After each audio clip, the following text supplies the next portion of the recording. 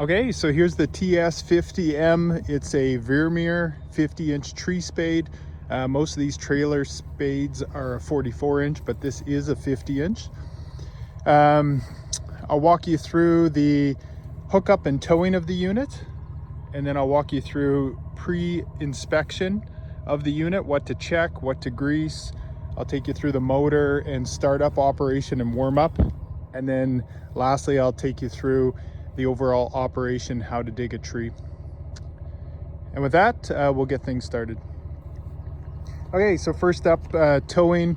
Actually, before you ever start digging, you want to call and do first dig and get your lines located. Even if you think you know where they are, you're at a risk of damaging Sask Power, Sask Energy, or Sask Power lines. So file that well before you start. When it comes to towing, right now I've got it hooked up to my 1/2 ton, but recommend a 3/4 ton or a 1 ton truck. The weight is posted in my ad, or at least estimates for the weight of the spade plus the towing weight. It's a pretty heavy duty unit, but it can hit highway speeds and pretty easy to tow overall. Out on the highway, you can do, I do up to 100 kilometers an hour, even in the 110 kilometer an hour zone. I don't usually push it past 100. Like I said, quite a bit of weight behind you here, so just take it slow and steady. When it comes to the hitch, it's a pin type hitch. The actual receiver to go in your truck is included. It's usually just sitting down in the bin. So that's what you take. It's got safety chains on there. It's got your RV, your standard RV plug.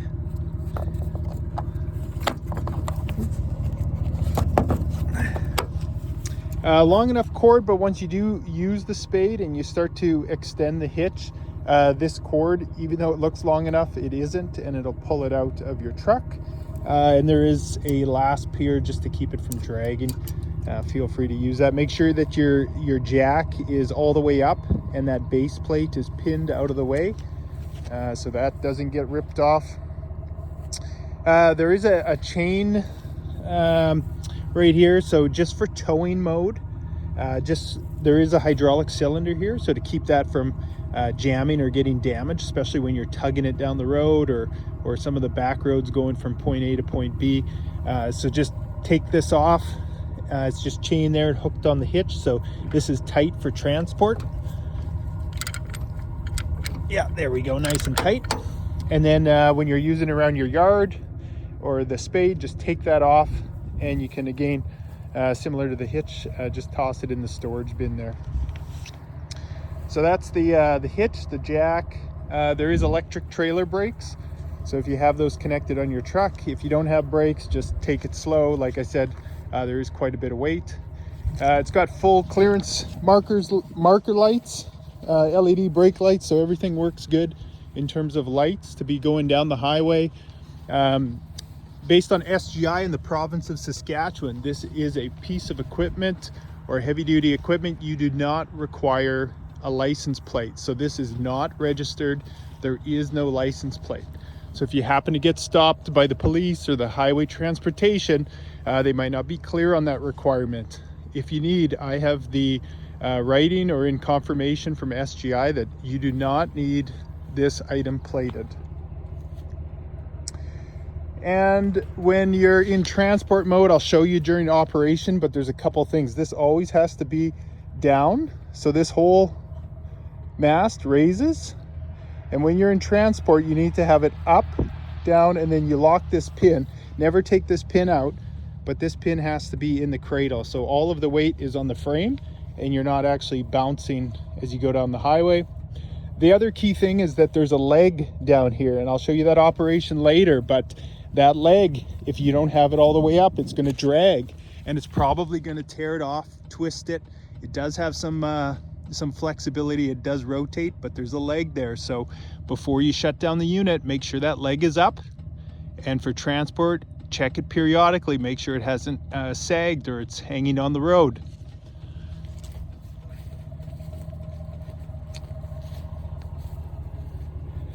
And that's pretty much it for towing and transportation. Actually, the one final thing, just when you don't have a tree in it, Make sure that the spades are all the way down. Don't have them in the up position.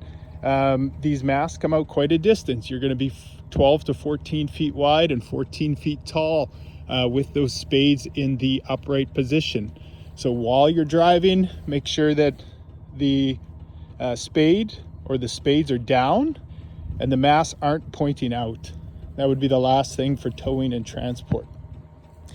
Other than that, I think everything else is pretty straightforward. That is the end of the first video. Okay, so I'm going to walk you through the startup and the pre-checks. So before you operate the spade, you're going to want to do a pre-check inspection. What you're looking for is just inspecting if there's any damage from the previous use. You may not have noticed. Is there any cracking in the frames? Check the pivot points. Make sure everything just looks decent. Check for leaks. You'll see hydraulic fluid all over. That's a sign you might need to tighten a fitting, or that you've actually rubbed or damaged a hose. So leaks and checks on the equipment, pretty basic. Just have a visual inspection of the unit. One for an example is this has been repaired, but the actual mast anchor here was cracked. So that was one that I just flagged and got repaired. Other than that, before you use the machine, you're going to want to grease. So there's grease points on every mast where there's a slide on both sides. There's grease points there and here. That's the same. And then there is grease points on the inside of these wheels if you can get to them. And then the other grease points are on the pivots. So you've got one of these on each side. That's where the main mast pivots. And then also up here on the rear doors, you've got grease points. So just make sure you've greased those regularly. And then for engine, just make sure that the battery, everything's snug, nothing's out of place, no leaking fuel, that there isn't any leaks. But you're going to want to check the hydraulic fluid. Now there's a safe zone on here, you can see, and it's about 5 inches from the top of this this nipple on the tank. So if you look down in there, you can see, yep, 5 inches, the hydraulic reservoir, and you can see it on the dipstick. It's right there and safe. That's good. Top up your fuel before you start. Make sure you have a jerry can around. For the engine, the oil dipstick, just give it a nice snug. It's in here pretty good. Pull it out. If the oil is fresh, it might be hard to see, so maybe just set it on a piece of paper towel and you'll see right away the level, but I can see it's just right perfectly at full. The engine just happens to be brand new at this time. So oil is good. Checked over the unit. Make sure everything looks good here, no leaks. The key here, it's just cable tied so it doesn't fly off down the highway. If you happen to lose that for some reason, there's a spare up here on the engine. Okay, so for pre-checks, you're going to want to grease all those fittings. You're going to want to inspect the cylinders, the frame, pivot points, hoses, and just take a basic visual check over the motor. The air filter, if you're in really dusty conditions, you might want to pop this open, take the air filter out and just give it a shake or blow it out with a compressor.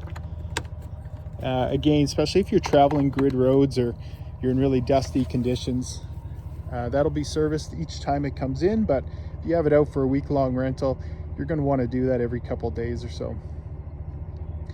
And before I start it up, because the video, it will get a little noisy with the motor, but you're going to want to warm the motor up each day 5 to 10 minutes before use. So start it up, I'll walk you through that procedure, and then just let it run 5-10 minutes, get it nice and warm. Hydraulic fluid will be circulating through the pump, and then you should be ready to use it. And again, I covered this earlier in towing, but as you use it, start it up and get ready. Make sure that the the come along or the chain fall is off and put into the bin. Okay, and actually before I start up, there's an hour meter here. This is just simply for maintenance interval, so please just make sure that the cable's intact, and please don't remove that. It's, again, just for maintenance purposes. So on this engine, you've got the throttle just in the back here. You've got your choke in the front. out is in the on position, and you've got your start key down at the bottom. So I'm going to choke it. I'm going to give it a little bit of throttle, put it at about a quarter and fire it up.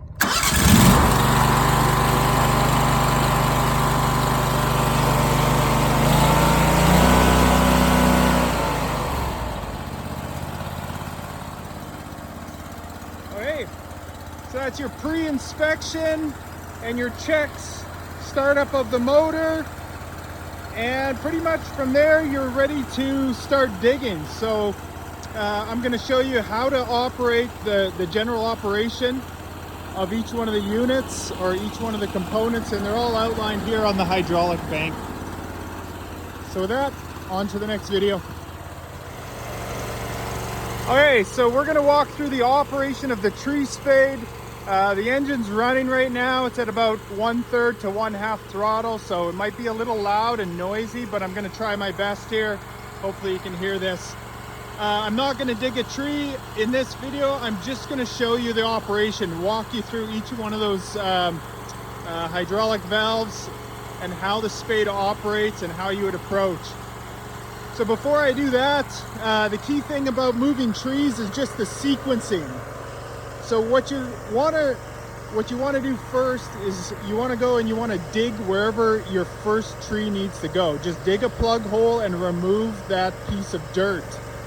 Ideally, when you discard that piece of dirt, if you know your last tree that you're going to be moving, you want to take that plug and you want to go put it near that last tree, because you're going to have an open hole when you're all done. And it'd be that much easier to shovel or use a skid steer or somehow get that dirt into that last hole.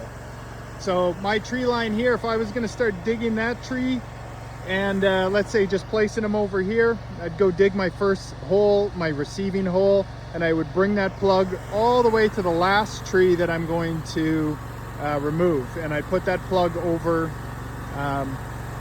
at that tree.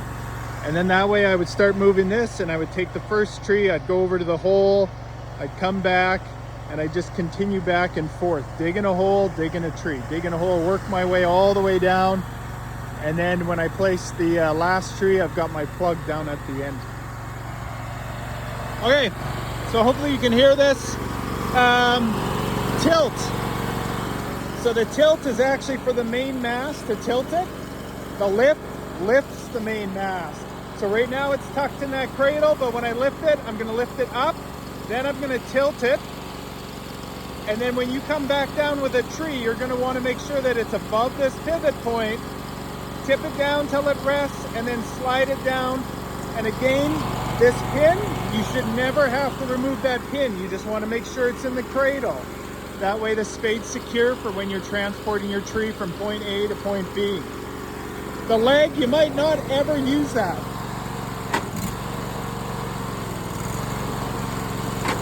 The leg is really just to help stabilize the unit, or if you're going to remove a tree and it's a stubborn plug, you might want to use the leg just to bump that tree and help pop it out of the ground.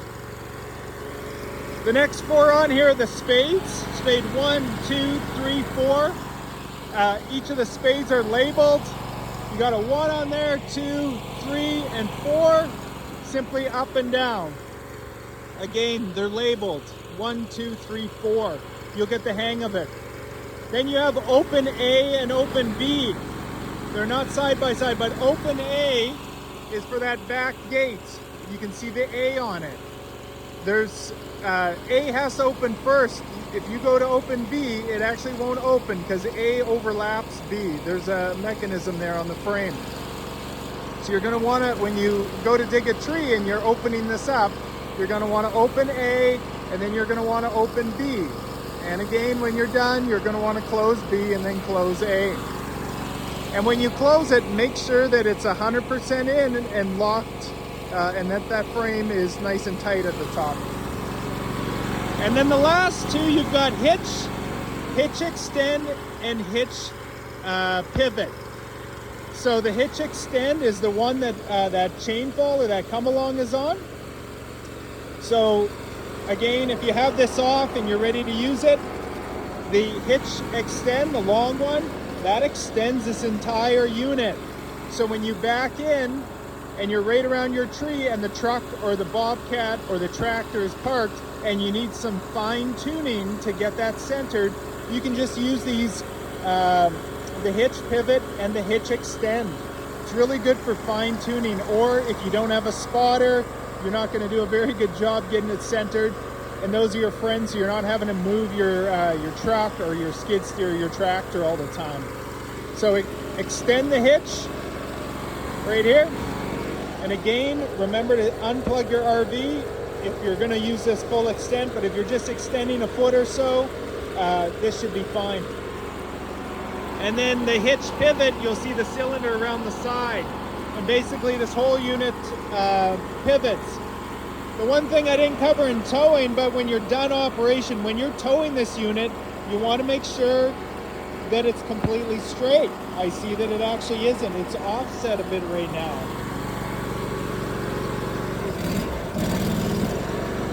There you go. So when you're towing it, you want to make sure that the hitch pivot is completely straight. Otherwise, you're going to tow a bit crooked. So that's an overview of all of the hydraulic units. And right now, I'll just walk you through the basic principles. So you're going to want to lift the unit, lift it out of the cradle. Now at this point, just for this video, I'm going to leave it at half throttle, but you're going to want to rev it up to full throttle. If you're operating this tree spade for a full day, earplugs will be your friend because that muffler is right out beside you. So I always wear earplugs when I'm using it. And again, I'll walk you through the operation. The engine's only at half throttle, trying to cut down noise. So you're going to lift it out of the cradle. Then you're going to tilt it.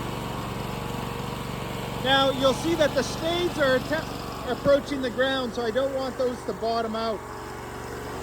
So at this point, I'm going to lift each individual spade.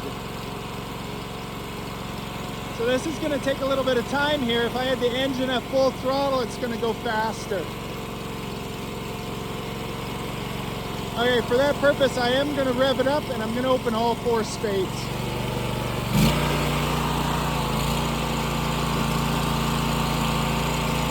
And again, these are numbered. So right now I'm lifting spade 3. You'll hear the engine. If you go all the way to the end, you'll hear the load on the engine. So there's spade 4.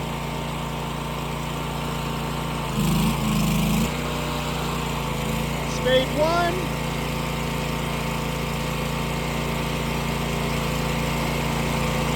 Okay, I'm ready to dig a tree. Okay, so at this point I'm going to now lower it. So just be careful, watch, it's going to hit those rollers and the frame's going to lower. There we go. I now tilt it back, and I usually leave it about 6 or 12 inches off the ground. And now I'm ready to back up and approach my tree. I'm going to swing open those gates. So again, gate A first. There's A, open. Open B. And again, the engine's only on third or half throttle, so you'll hear the engine want to die out. But now your spade is open and you're ready to dig. So at this point, it's best recommended you have a spotter, but if you don't, you're going to want to back around the tree and you're going to want to get it centered right in the middle here, nice and centered. Again, if you don't get it centered and you've already stopped your truck or your vehicle and your spotter has missed it and you're not dead center, you can use that hitch extension and hitch pivot to fine tune. You're going to want to lower it right to the ground. You're going to close your gates, of course.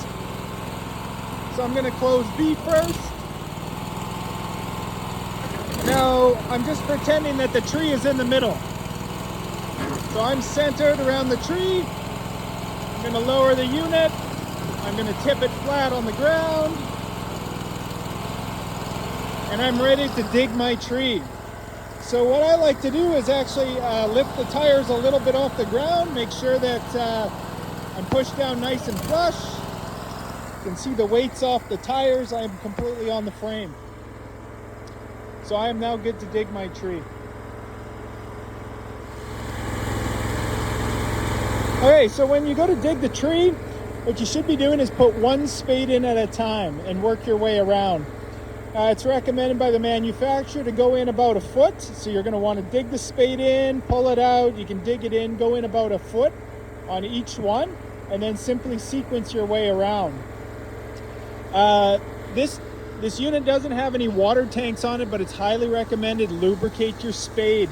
So once you dig in that first foot, pull it out. If you have a watering can, it doesn't take much water. A lot of guys, they put a 1,000-liter chemical tote or one of those totes in the back of their truck and just simply have a small garden hose and put a bit of water on the spades. It'll make a huge difference or an improvement depending on your soil conditions on getting that spade down into the ground. So again, just go around in sequence. The frame or the trailer is going to want to lift, and if it starts to lift, well then lift your spade, put the frame back down, and go on to the next spade. So you're going to work your way around probably about 4 different rotations, or going around getting these spades down to their full depth. Once they're down, you're ready to go. Then you just simply want to lift use the lift mass and lift that plug out of the ground. You're going to raise it up and you're going to tilt it back and lower it into the cradle. And again, if it's a stubborn plug, or maybe you're moving a bigger tree and there's a couple roots holding it, you could use the leg underneath the tree spade, and that gives it a little extra bump and some extra pressure. When you tip the tree up, you're going to find that any dirt or debris, acorns, all of that stuff that's laying in the trees is going to dump into the cart. So it's best when you first tip it all the way over, and try to dump it just right behind the cylinder or the baskets here. But yeah, you're going to lift it, tip it back, and then set it and lock it into the cradle. So pretend I have a tree on right now. I'm lifting it. There's the tree. And now I'm going to tilt it as long as the root ball is out of the ground. And like I said, at this point, you're going to get dirt coming off that root ball and probably falling in that bin. You're not going to be able to prevent that. I'm going to tip it. I'm not yet in the cradle, so I got to come up a bit more. There we go. And now down into the cradle, and it's tight. So pretend those spades are down. I've got a tree. Again, pretending those are down and my tree is stuck in there. If you're going a long distance with that tree, you could always tie it. There's little ties here on each one of the masts. Right here. There's one on every one, or even loop it through the brace. And you're going to want to tie that tree, especially if it's a taller one, or if you're hitting bumps, that tree is going to bounce. So again, it's always best practice to tie that tree. But if you have smaller trees like these evergreens, or you're moving poplar or something like that, little trees, depending on your travel distance, you're probably not going to need to tie it down. So that's it. Again, pretending that those spades are down, you've got your tree. Make sure that your hitch, your trailer wire and everything is good. Your leg is up. Again, your leg is up. Don't drag it in the dirt. You'll break it off. Now you're off to your destination. You've already dug that dirt plug, and you simply place it in the hole. Now, the one thing I'll mention is that this doesn't dig in a perfect cone. It digs actually kind of on 4 squares. So the best practice to get your tree, your root ball snug in that hole, there's 2 best practices actually. One is the manufacturer recommends putting a bit of water in that hole, softens it up so that the tip of the plug sits nicely or squishes in the hole and doesn't stick up a bit. The second thing is, when you're taking that root ball over to your destination, approach the hole in the same angle or same direction that you dug it. So if I came into this tree perfectly at 180 degrees or at 20 degrees, when I bring or if I've dug a hole here, when I bring the tree, I want to come in at that exact same angle. That's going to make sure that that cone or the root ball fits into the hole well. The other thing is this spade digs the 50 inches to the full depth. If you don't need it digging that deep, or if you're having troubles that the cone of your tree doesn't sit fully down into the hole, there's an option. You can always, when you put it down to dig a tree, you can throw a 2x4 or a 4x4 under the frame, and then that spade will simply dig a smaller root ball. And if you dig a smaller root ball, then if you go over to your full-sized hole, that cone will fit down nicely inside and it'll actually be below the ground level. Easy to fill in with mulch or topsoil. If you're having troubles with your root ball sticking up a few inches and you don't have a skid steer or something to level dirt around it, well then dig your trees a little bit shallower. But your receiving hole, you want to dig a full depth.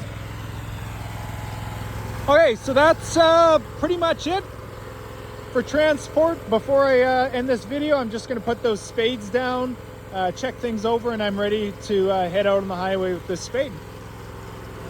And that is it.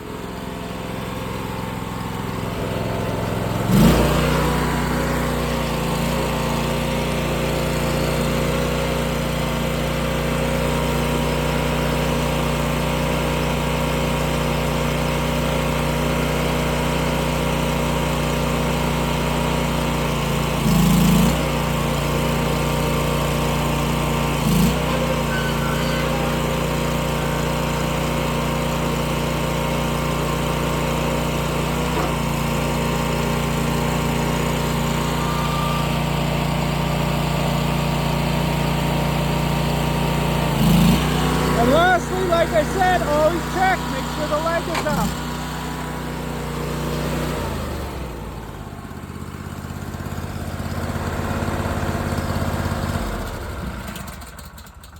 Easy peasy, lemon squeezy. If you have any issues, just call my cell. If you have any problems with the tree spade, just give me a shout and we'll make sure that you're taken care of. But that's it for the tree spade and an overview of the operation and digging procedures.